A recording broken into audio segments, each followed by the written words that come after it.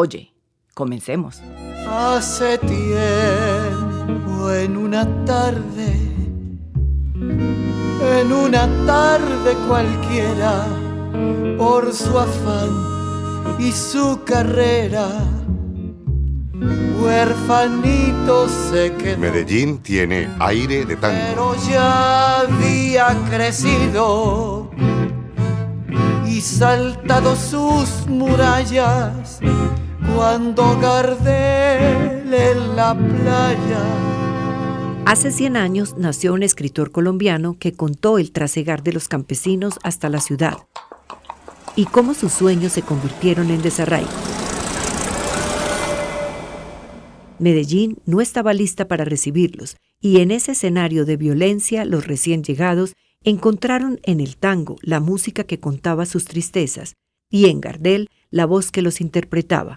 Tal vez porque al morir en Medellín el llamado zorzal criollo se convirtió en uno más de ellos. Aire de Tango, publicado en 1973, recrea la ciudad que se considera más tanguera que la misma Buenos Aires. De la mano de esta obra de Manuel Mejía Vallejo, ingresemos a las entrañas de ese Medellín, de la noche, la farra, el puñal, la amistad y la muerte. Las penas salen sin llamarlas. Nos acompaña en este episodio Néstor Armando Alzate, periodista e historiador. Gardel, el que más subió tenía que caer, decía. Ni Cristo, hasta se parecen. De Cristo haber cantado, cantaría con la voz de Carlitos. Los dos se encaramaron para morir. Cristo en una cruz, Carlitos en un avión. Eran las 3 de la tarde. Manuel Mejía Vallejo. Nació el día que allí en el aeropuerto se tostó Carlos Gardel, como si quisiera asomarse a ver el choque. Tal vez porque decían, murió Carlitos, naciste vos, le cogió rabia y queredera a esto de tangos y milongas. Se ha hablado mucho de la importancia que ha tenido que cuando muere Gardel en Medellín, la ciudad se convierte casi que en una capital tanguera. ¿Vos crees que esto es así o qué opina Néstor Armando? Lo reforzó, pero realmente el movimiento del tango ya venía de atrás. Inclusive cuando Carlos Gardel había estado en Estados Unidos haciendo películas, resulta que grababan un disco y entonces ponían un bambuco antioqueño por un lado y por el otro un tango. Prensaban así sí, los vinilos. Claro. Sí, porque recordemos que cuando terminó la Guerra de los 1000 días, hubo una desbandada del campo porque el campo quedó desolado. Entonces llegaron aquí en busca del pleno empleo porque Medellín ya tenía muchas fábricas y venían en busca de esa redención económica y para que sus hijos no tuvieran que crecer en el campo. Luego esos emigrantes o inmigrantes en este caso, más o menos se podrían comparar con los inmigrantes europeos que llegaron a Argentina a principios de siglo y que todos tuvieron como un denominador común que se establecían en la periferia, en los suburbios, y naturalmente que los del centro los miraban con desdén. Lo mismo ocurría aquí y por lo tanto eso fue generando como una especie de resentimiento social. Entonces, tan parecidos los de Buenos Aires a los de aquí se llegaron a identificar con el tango y de ahí nació esa afición por el tango. Pero cuando murió Gardel, obviamente que esto se catapultó. Y ese día es muy particular, si me lo permites, porque resulta que el cuerpo de bomberos, ese día se murió el director del cuerpo de bomberos, que se había posesionado 10 días antes. Entonces todos los bomberos estaban vestidos con uniforme de gala para el sepelio del que acababa de morir. Y en el choque de los dos aviones, ellos tuvieron que salir muchos de ellos vestidos de gala para el incendio. Y algún guasón decía, vea, la muerte de Gardel fue tan impresionante en Medellín que hasta los bomberos se vistieron de gala para ir a apagar el incendio.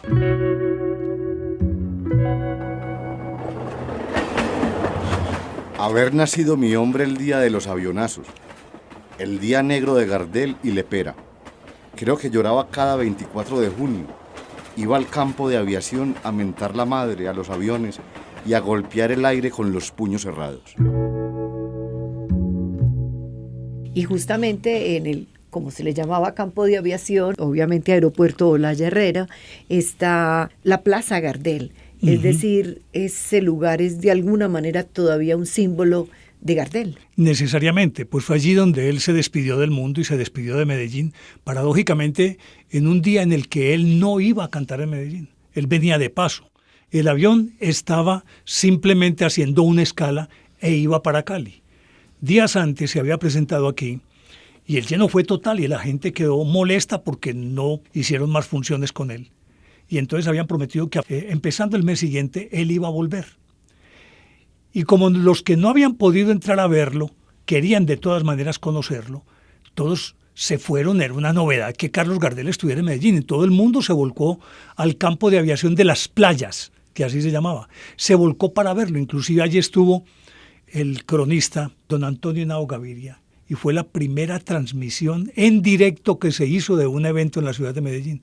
Él transmitió por teléfono en directo el accidente de Gardel.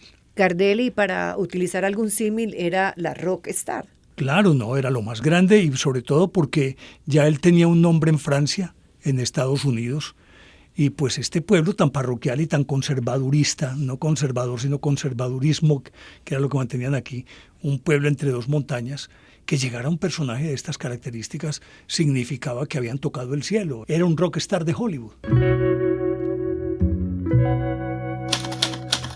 Gardel, el que más subió tenía que caer, decía.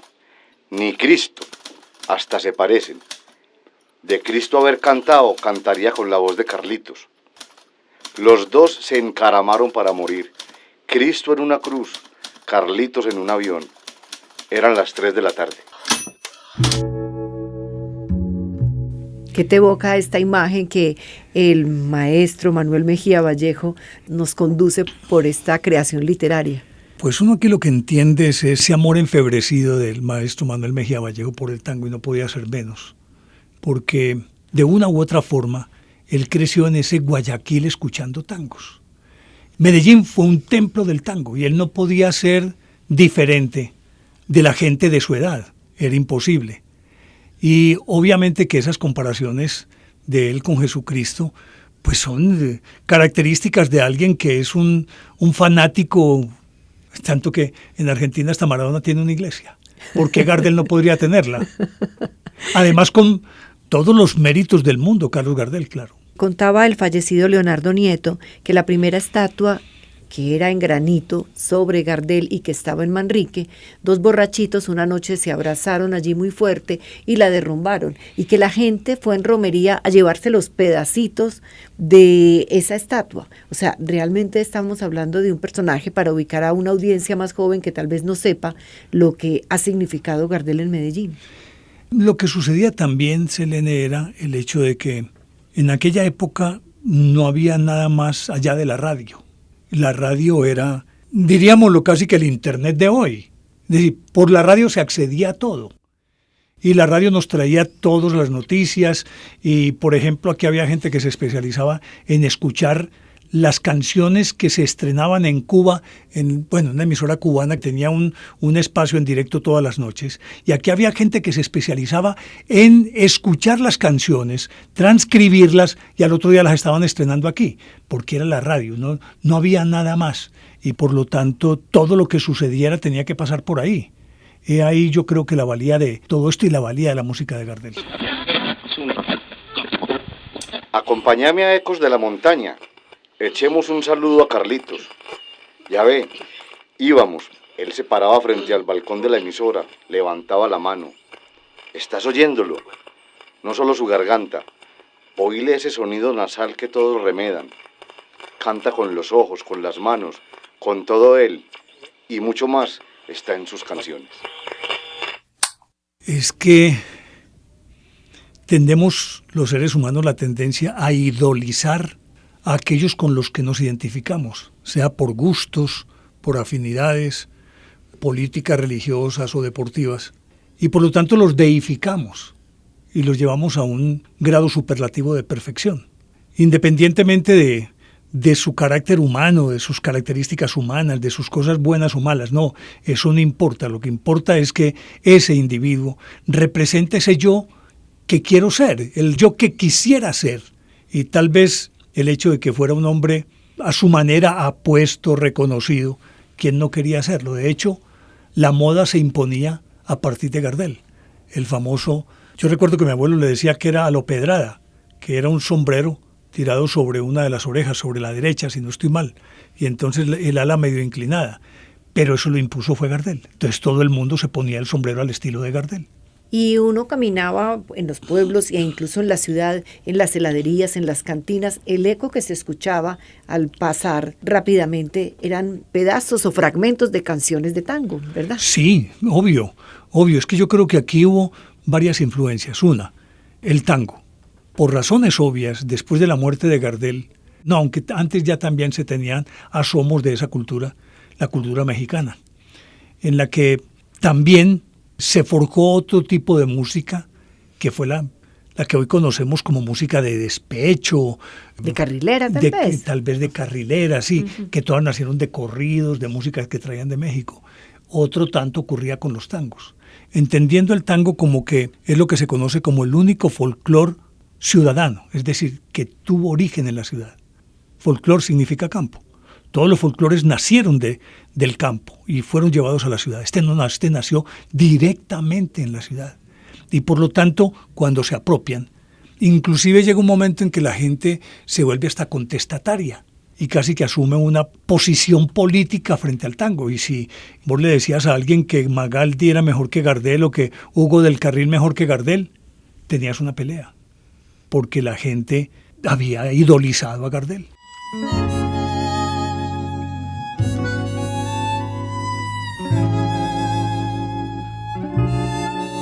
La banda sonora que nos acompaña rinde un homenaje al bandoneonista antioqueño Pepe de Lugo, quien falleció en el 2013. Las canciones son interpretadas por la agrupación Las Minorías y en este episodio escuchamos El tango perdió su padre.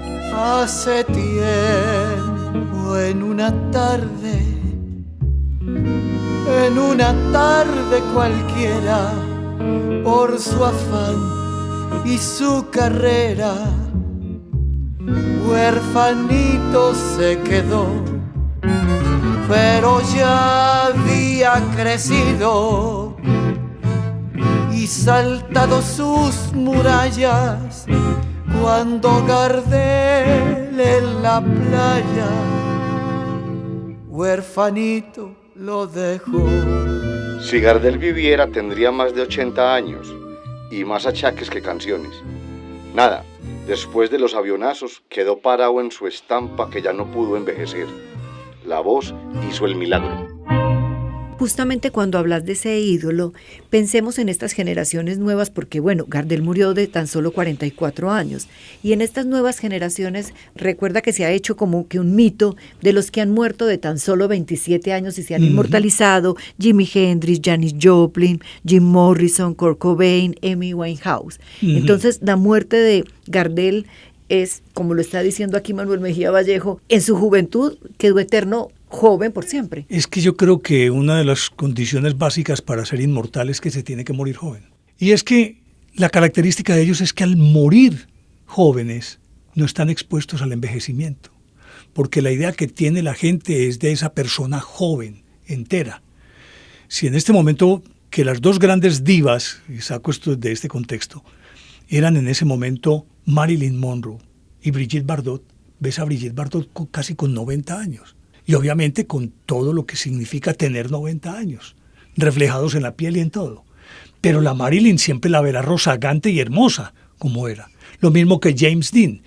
Esas generaciones o esos personajes que mueren tan jóvenes necesariamente se vuelven inmortales, porque además a uno le queda la sensación de que ¿qué más pudieron haber hecho? Es decir, si les hubiera dado por la oportunidad la vida o ellos mismos, ¿a dónde habrían llegado? La pregunta que uno se hace es, tal vez después de determinado tiempo hubieran languidecido y todo lo que habrían hecho habría desaparecido. Con Gardel, él muere en toda la cúspide de su fama en 1935 y eso lo hace inmortal. Noches, luces, avisos a lo desgualetao, bailongos en el bosque o en los rodaderos de primavera por la autopista sur, donde fuera. También Prado arriba, Lovaina, el llano, la curva del bosque, las camelias. Lucita, con los dientes más finos y el pelo más esponjado de la partida, la cogió el trago y el baile. Hasta sentada seguía bailando. Seguimos evocando imágenes de un recorrido también por locaciones y sitios que fueron icónicos en Medellín y que pues Manuel Mejía Vallejo nos los trae nuevamente acá, donde el tango tomó vida. Lo que pasa es que yo creo que inclusive el tango se volvió un estilo de vida, una forma de ser y de actuar.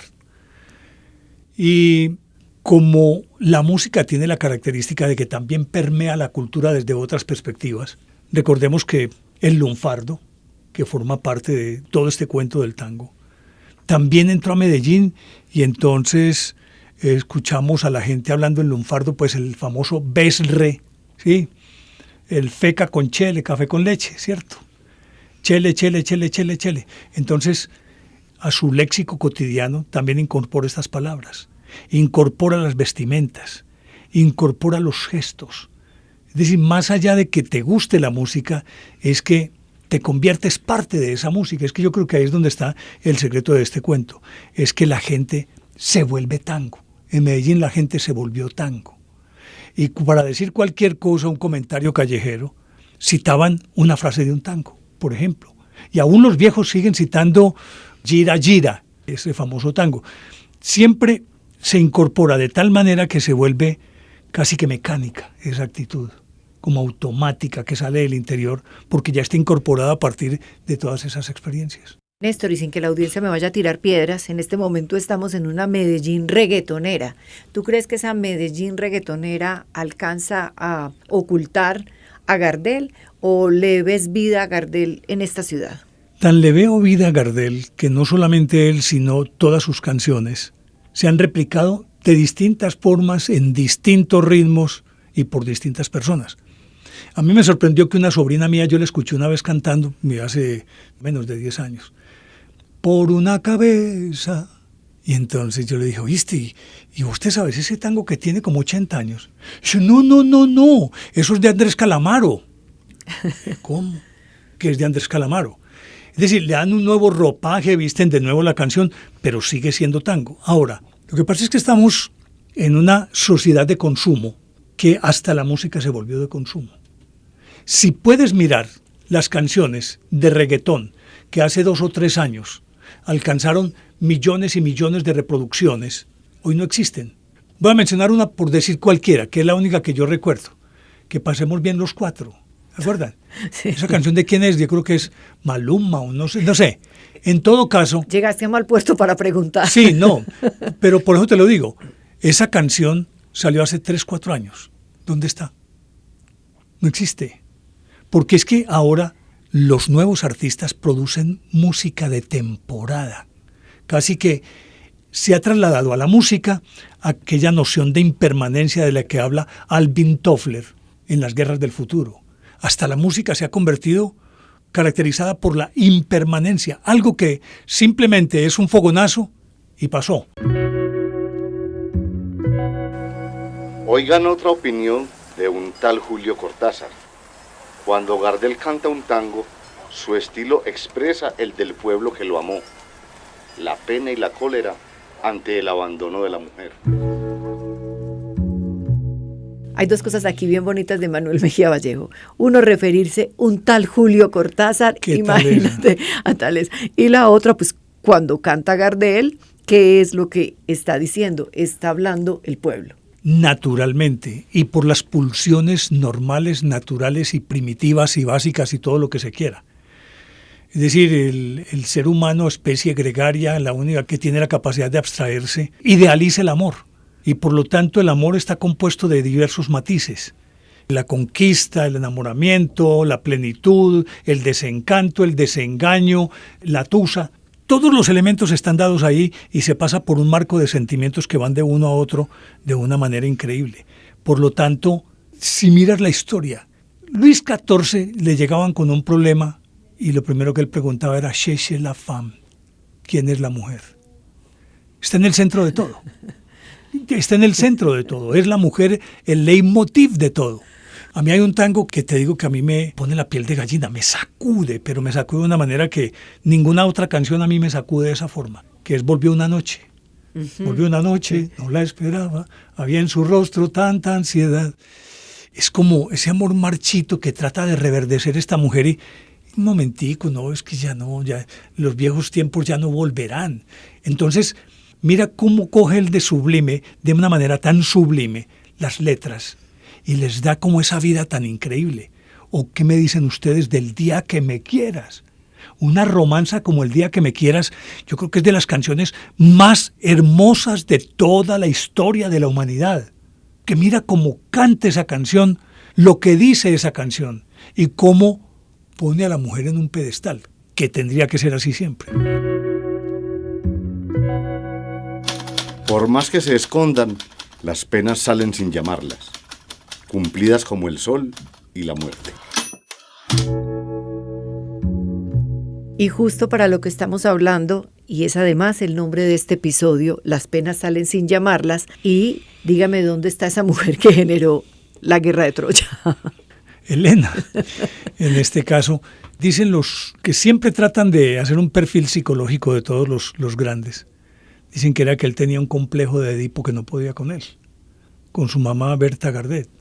Y era apenas concebible porque se supone que era hijo en aquella época natural. A mí me parece tan charro ese término de hijo natural, y todos los demás no son naturales. Es muy charro. Sintéticos, ¿ok? Sí, los otros son sintéticos.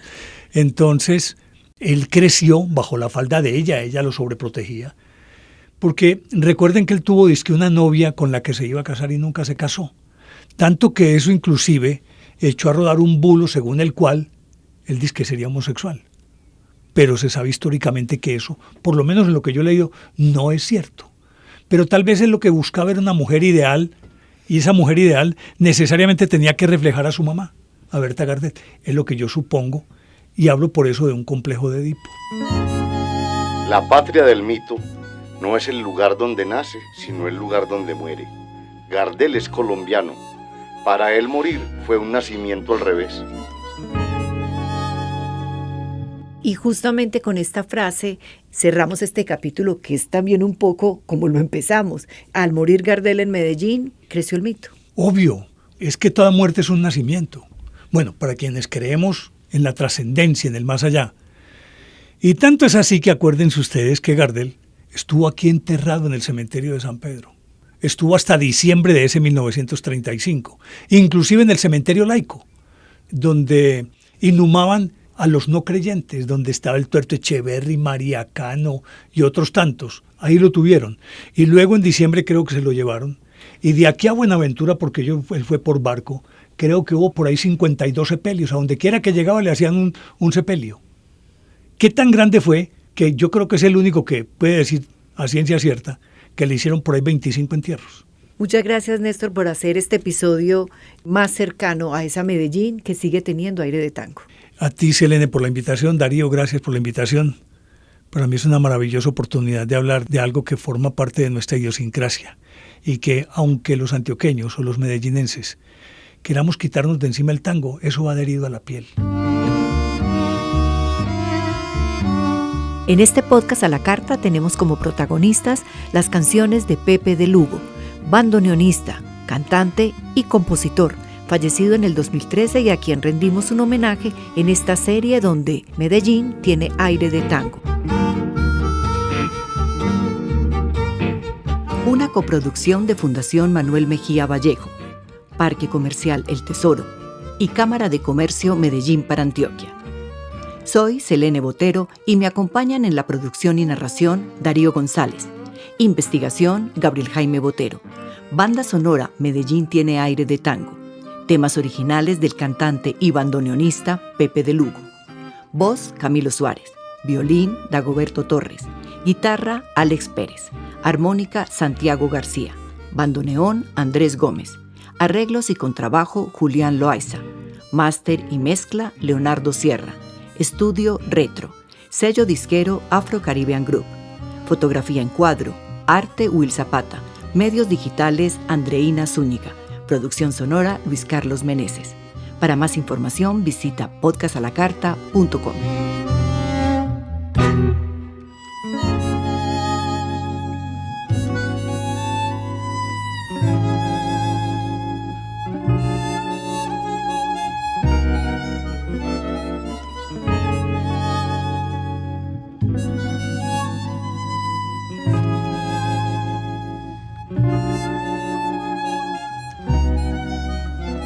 Hace tiempo en una tarde cualquiera, por su afán y su carrera, huerfanito se quedó, pero ya había crecido y saltado sus murallas cuando Gardel en la playa huerfanito lo dejó. Lo lloraron las guitarras, suspiraron bandoneones, gimieron los corazones por la muerte del zorzal. Hace poco lo habían visto en Junín y el Circo España, sin pensar que la guadaña le preparaba el final. Como se pierde un lucero, esa tarde se perdió.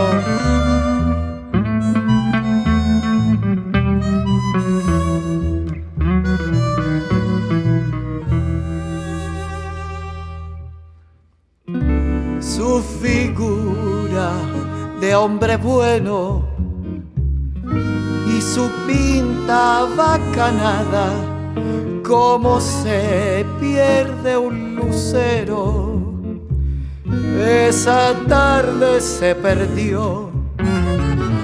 Mas no su voz cadenciosa, que aún nos sigue deleitando, y Gardel sigue cantando.